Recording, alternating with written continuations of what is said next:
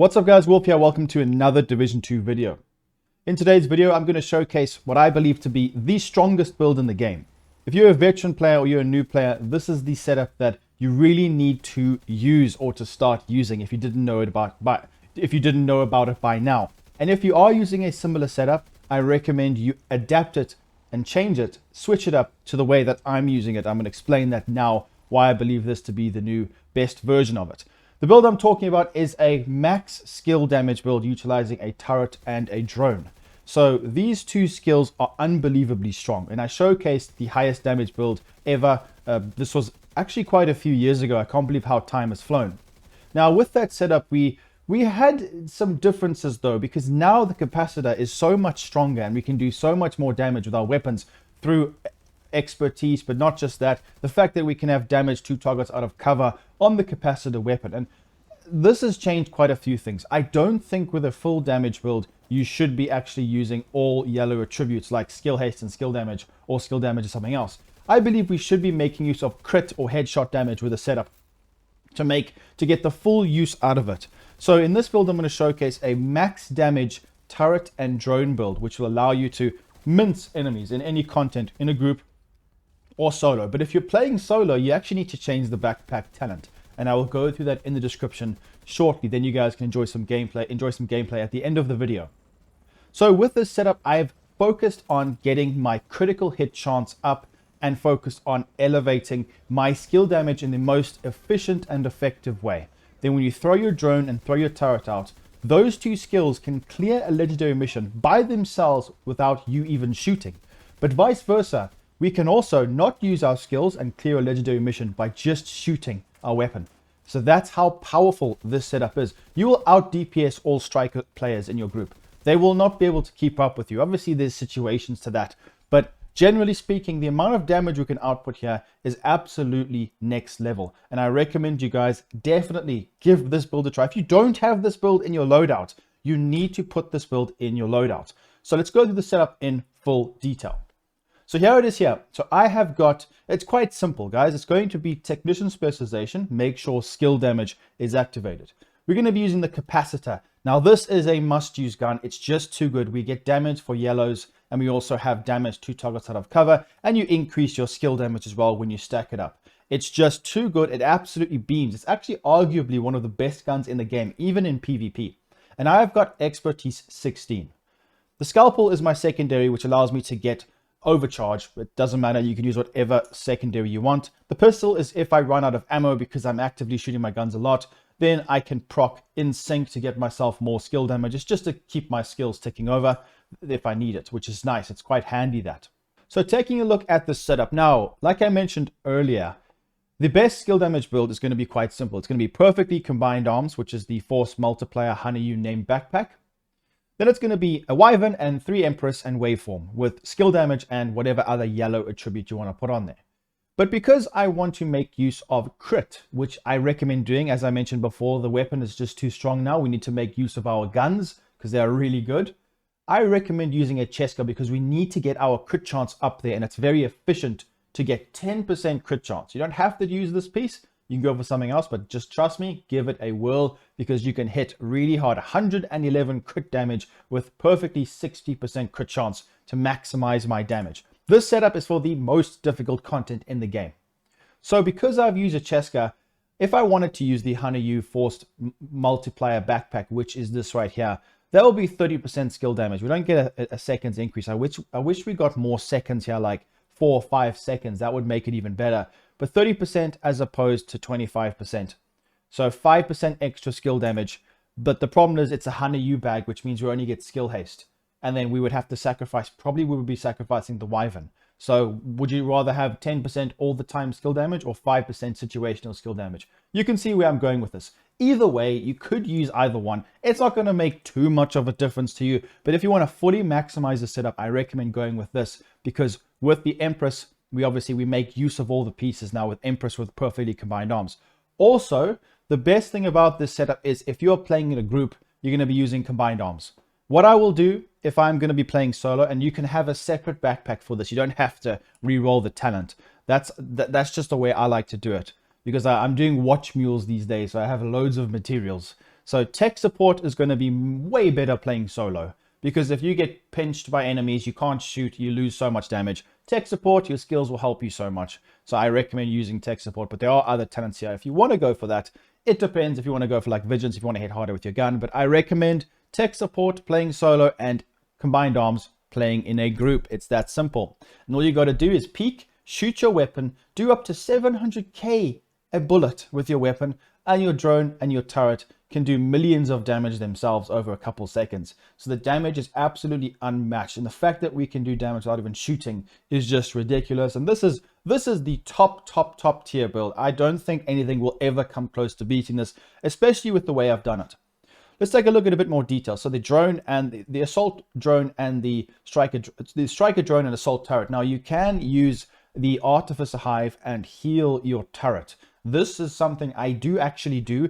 The thing about the drone is it gets around, and it's really good for like picking off enemies that are hiding away from the turret, because the turret can bug sometimes. That's another thing with just only using your turret. It does bug. So artificer hive and turret, put it near each other and it'll actually heal this thing, which is really nice. So that's for situations where you can just plonk your turret somewhere and it can actually take out all the enemies. Then because it can get destroyed, the artificer hive will heal it. That's another trick that you guys can use. If you want to use other skills like the oxidizer, which actually can do the most amount of damage in a single area, I wouldn't use this build. I've made a setup for that. Go and check that out. It's not going to be this one, and I wouldn't recommend using this kind of build there. We need more skill haste. We need like talents that bring back the skills really quickly. That's a different video. But just make sure you put the best modifications here. Every single piece, the Cheska for crit chance, the Empress for skill efficiency, Wyvernware, everything is going to have skill damage and crit chance as the attributes. It's that simple.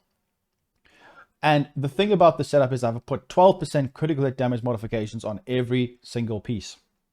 Don't use a Gruppo and then try and put a crit chance mod, because you're only going to be getting 6%, whereas you get 10% from the one piece Cheska. It's more effective and more efficient. So just go for that. And then, like I said before, reroll the backpack. You can have a Wyvern one, it's up to you, or a Cheska one, it depends what you've got. Just don't forget to have a red here, because we get a skill tier from the technician specialization. It depends if you're going to be using the specialization. You don't have to, but I recommend it with skill damage activated. And then we would be able to get a bit more damage as well. Don't put a blue, it doesn't help. Then the talents. Now I've spoken about the backpack talent. Now the tech support, you don't have to shoot, it gets damage when the skills get a kill. And this one, you shoot, you get the damage for 3 seconds. It's a bit short, but we're going to be shooting all the time, so it doesn't matter. When we look at glass cannon, it's something that I don't know why. It's because I think other creators have been just misleading the community constantly. And that's something that I have a real issue with, and it's never going to end. So I have to accept that. But glass cannon is just the best talent. If you join a group of players who are going to be sweating through a mission and you use kinetic momentum, you will get kicked. I have tested this. We've seen it before. People complain about getting kicked. Kinetic momentum, I don't even have it on me. That is really good for healing damage hybrids. That you're going to be losing millions and millions and millions and millions of damage in a mission if you use kinetic momentum, because of the downtime and the time it takes to stack up. Glass cannon is just the best. We get multiplicative damage. It is more damage than kinetic momentum. It's multiplicative. It's way more damage. Don't be fooled, please. And this talent is great because there is a safety net mechanic in the game, which means I can take the same amount of damage as you who's not using glass cannon. And the reason why that makes sense is because we're so squishy. When I get shot, there is a mechanic in the game which has been confirmed by the devs, by the way. I asked them and they did confirm this years ago. When you get shot, I don't know if you've noticed this, but you can take more damage than what your character actually, you can take lots of damage. Your health goes down, but you keep taking damage, but your health doesn't go further down. It prevents you from getting like one-shotted or to be killed. It gives you a chance to get into cover. So you'll tank damage without even having health or armor. That's what that is. It saves you. So if you're not using glass cannon, we're still going to be taking the same amount of damage. And anyway, you can get 1 to 2 shotted in this game on legendary missions regardless, because this is what this build is designed around for the most difficult content in the game.